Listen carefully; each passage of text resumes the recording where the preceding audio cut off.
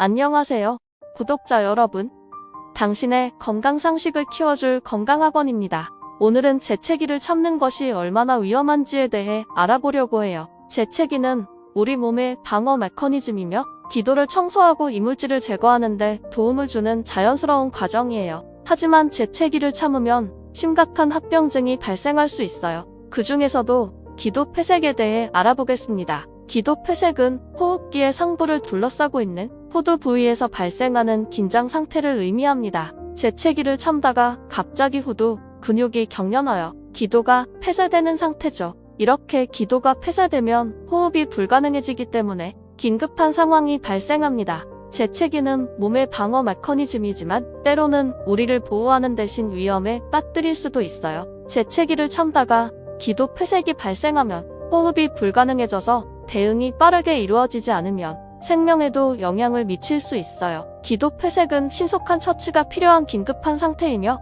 이 상황에 처해졌을 때는 꼭 주변 사람들에게 도움을 요청해야 해요. 또한 의료 전문가의 도움이 반드시 필요하며 적절한 처치를 받아야 합니다. 기도 폐색 외에도 재채기를 참다가 발생할 수 있는 다른 문제들이 있습니다. 눈과 안구 문제. 재채기를 참으면서 내부에 쌓인 압력으로 인해 눈 주위의 혈관이 파열하거나 눈 주위 조직에 손상이 생길 수 있습니다. 이는 눈이 붓거나 출혈할 수 있으며 장기적으로 눈 건강에 영향을 미칠 수 있습니다. 근육 및 관절 통증. 재채기를 참는 동안 몸의 근육과 관절에 압력이 가해지므로 근육 경직이나 관절 통증을 초래할 수 있습니다. 코와 목의 손상. 재채기를 참는 동안 입으로 공기가 흐르게 되어 코와 목 주위의 혈관이 손상될 수 있습니다. 이로 인해 코혈당이 발생할 수 있고 목 주변의 조직에도 압력이 가해질 수 있습니다. 감염 위험. 재채기는 몸이 세균과 바이러스를 제거하는 방법 중 하나입니다.